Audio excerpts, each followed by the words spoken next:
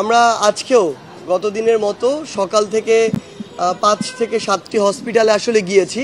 আমরা আমাদের যারা ভাই বোনেরা আসলে আহত অবস্থায় রয়েছেন তাদের খোঁজ খবর নেওয়ার চেষ্টা করেছি এবং আজকে আমরা প্রায় 2 ঘন্টা ধরে এখানে প্রায় 50 জন রোগী দেখেছি, কথা বলেছি।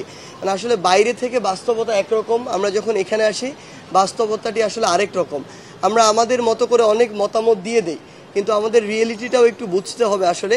তো আমরা এই যে চক্ষু হসপিটালে যে এসেছি, এখানকার বিষয়টা একদমই ভিন্ন আসলে।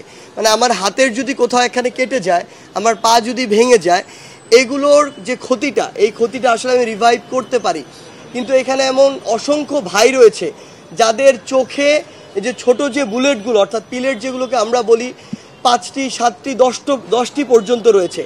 এবং সবচেয়ে বড় কথা হচ্ছে 2 চোখেই এই সমস্যা, এই সংখ্যাটি অনেক।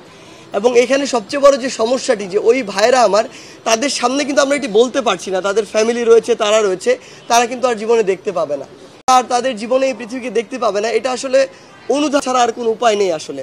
তাদের পুরো ফ্যামিলি রয়েছে এখানে, এমন অনেকে রয়েছে যাদের পুরো ফ্যামিলি, এমন অনেকে রয়েছে ফ্যামিলির একমাত্র উপার্জনক্ষম।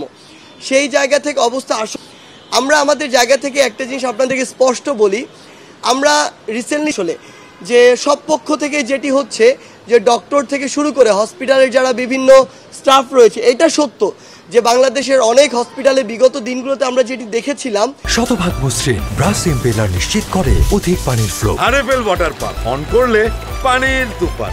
যে আসলে তাদের অনেক গাফিলতি ছিল, তারা তাদের মতো করে চলার চেষ্টা করত, মানুষের কথা কম চিন্তা করত।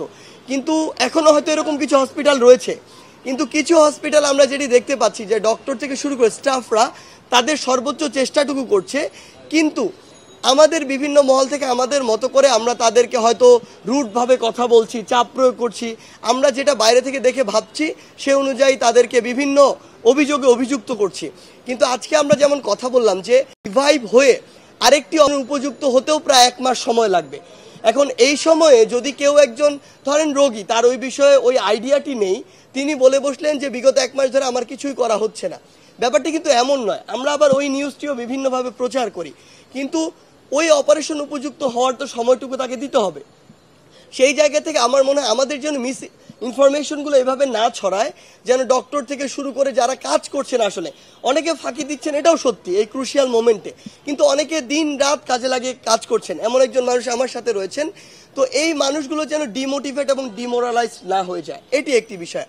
আরেকটি বিষয় হচ্ছে যে এই যে ভাইরা এখানে রয়েছে, আমি অনেক স্টুডেন্ট পেয়েছি যারা দিয়ে পাশ করে যাওয়া সম্ভব না, তাকে ওই বিবেচনাটুকু করতে হবে, যে বিষয়গুলোর পরীক্ষা হয়েছে সেগুলোর উপর সেটি করতে হবে অবশ্যই।